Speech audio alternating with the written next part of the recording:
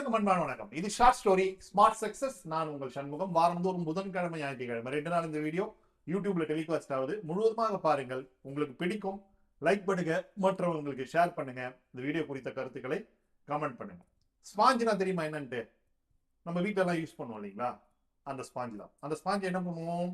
ஏதோ ஒரு இடத்துல வந்து ஈரமாயிடுச்சு அப்படின்னா அதை வச்சு தொடச்சி அந்த ஈரப்பதத்தை உறிஞ்சி கிளீன் பண்றதுக்கு யூஸ் பண்ணுவோம். இது எல்லாருக்குமே தெரிஞ்ச விஷயம் தான். அதே மாதிரி கட்டுமான துறையிலும் அந்த ஸ்பாஞ்ச் வந்து நிறைய யூஸ் பண்ணுவாங்க. அதுவும் கட்டுமான துறை மட்டும் கிடையாது, எல்லா துறையிலுமே ஸ்பாஞ்ச் வந்து யூஸ் பண்ணக்கூடிய ஒரு பொருள் தான். ஆனா நம்ம இங்க பார்க்கக்கூடிய ஸ்பாஞ்ச் அப்படின்றது வீட்டில் யூஸ் பண்ணக்கூடிய அந்த ஸ்பாஞ்ச் கிடையாது, நம்ம உருவாக்கக்கூடிய ஸ்பாஞ்ச் கிடையாது. இந்த ஸ்பாஞ்ச் அப்படின்றது கடலில் வாழக்கூடிய ஒரு உயிரினம். இது எங்க இருக்கும் அப்படின்னா வந்து பவளப்பாறை, கடலுக்கு அடியில இருக்கக்கூடிய பாறை, இது மாதிரியான இடத்துல இருக்கக்கூடிய ஒரு உயிர் தான் வந்து இந்த ஸ்பாஞ்ச் அப்படின்ற உயிர். மற்ற உயிரினங்கள் மாதிரி இந்த ஸ்பாஞ்சுக்கு மூளை கிடையாது, நரம்பு மண்டலம் கிடையாது, இதயம் கிடையாது, வயிறு கிடையாது, வாய் கிடையாது, எதுவுமே கிடையாது. அது ஜஸ்ட் ஒரு ஸ்பாஞ்ச் அவள் தான். ஆனால் உயிர் இருக்கு அதுக்கு. கடலில் இருக்கக்கூடிய அந்த ஸ்பாஞ்சுக்கு உயிர் இருக்கு.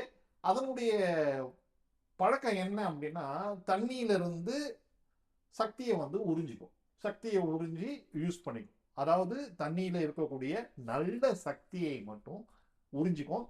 இதுதான் கடல் ஸ்பாஞ்சுடைய மிக முக்கியமான தன்மை. அதுலதான் அது வந்து உயிர் வந்து வாழும். அப்படியே ஸ்பாஞ்சு சொல்லக்கூடிய ஒரு மிக முக்கியமான ஒரு தத்துவம் இருக்கு. என்ன தத்துவம் அப்படின்னா, மனிதர்கள் எல்லோருமே சரி, வீட்டுல இருந்து வந்து நம்ம நிறைய இடங்களுக்கு போறோம், நிறைய பேரை பார்க்கறோம், நிறைய பேர்கிட்ட பழகணும். இப்படி நிறைய பேர்கிட்ட பழகும் பொழுது நம்மளுடைய பழக்க வழக்கங்களில் பல விதமான மனிதர்களை வந்து சந்திக்க நேரிடுது. பலவிதமான சூழ்நிலையில நம்ம வாழறதுக்கு நேரிடுது. இப்போ உங்க வீட்டுல இருந்தாலும் சரி, அதாவது உங்களுடைய குழந்தைகளாக இருந்தாலும் சரி, உங்களுடைய பெற்றோராக இருந்தாலும் சரி, உங்களுடைய துணையாக இருந்தாலும் சரி, நீங்க வீட்டை விட்டு வெளியே வந்தீங்க அப்படின்னா டிராவல் பண்ற ஆட்டோ ஓட்டுநராக இருந்தாலும் சரி, அல்லது உங்களுடன் பயணம் செய்யக்கூடிய சக பயணியாக இருந்தாலும் சரி, நீங்க வேலை செய்யற இடத்துல இருக்கக்கூடிய உங்களுடைய நண்பராக இருந்தாலும் சரி, உங்க வீட்டுக்கு பக்கத்துல இருக்கக்கூடிய ஃப்ரெண்டா இருந்தாலும் சரி, எல்லார்கிட்டையுமே சரி ஒரு நல்ல பழக்கம்னு சொல்லிட்டு ஒண்ணு இருக்கும். அந்த நல்ல பழக்கத்தை மட்டும்தான் வந்து எடுத்துக்கணும். கெட்ட பழக்கத்தை எடுத்துக்கவே கூடாது. ஏன் அப்படின்னா, இந்த ஸ்பாஞ்ச் நான் சொன்ன அந்த கடல் ஸ்பாஞ்ச் அப்படி இருக்கு இல்லைங்களா, அது வந்து தண்ணியில இருக்கக்கூடிய அதற்கு தேவைப்படக்கூடிய நல்ல விஷயங்களை மட்டும்தான் எடுத்து வந்து அது வந்து உயிர் வாழும். அதே போலதான் மனிதர்களும் சரி, அவர்களை சுற்றி இருக்கக்கூடிய மனிதர்கள் எப்படி வேணாலும் இருப்பாங்க. கெட்ட எண்ணங்கள் இருக்கக்கூடிய மனிதர்களும் வந்து இருப்பாங்க. அதே மனிதர்கிட்ட நல்ல எண்ணமும் இருக்கும். ஆனா நம்ம எதை எடுத்துக்கணும் அப்படின்னா, நல்ல எண்ணத்தை மட்டும்தான் வந்து அங்க இருந்து வந்து எடுத்துக்கணும் அப்படின்றதுதான் இந்த ஸ்பாஞ்ச் சொல்லக்கூடிய தத்துவம். அந்த ஸ்பாஞ்ச் அப்படின்ற வார்த்தை, அதற்கே வந்து ஒரு மிகப்பெரிய விளக்கம் வந்து இருக்கு. இந்த ஸ்பாஞ்ச் அப்படின்ற வார்த்தை நார்மலாக உரிவது மட்டும் கிடையாது. எது தேவையோ அதை மட்டும் எடுத்துக்கொள்வது.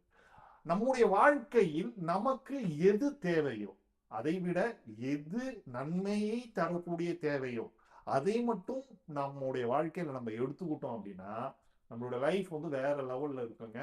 அதில் உங்களை சுத்தி இருக்கக்கூடிய மனிதர்கள், அந்த மனிதர்கள் கிட்ட நீங்க ஒரு சில டைம்ல பார்க்கலாம் போட்டி, அதை தாண்டி பொறாமையை பார்க்க முடியும், நயவஞ்சகத்தை பார்க்க முடியும், பழி வாங்குதலை வந்து பார்க்க முடியும், அப்புறம் வந்து அவங்க வந்து செய்யக்கூடிய துரோகத்தை வந்து பார்க்க முடியும். இப்போ இதெல்லாம் பார்க்கறப்ப என்ன ஆகும்னா, இந்த எண்ணங்கள் வந்து நம்ம மனசுல வந்து பதிய ஆரம்பிக்கும். ஆனா அதை வந்து எடுத்துக்கூடாது.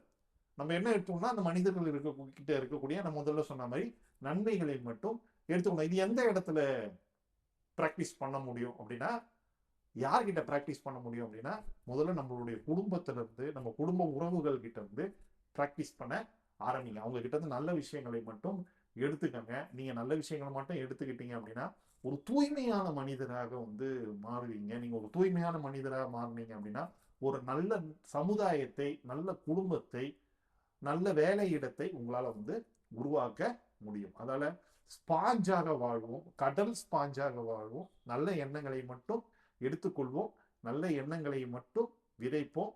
மீண்டும் அடுத்த வீடியோல சந்திப்போம். நன்றி, வணக்கம்.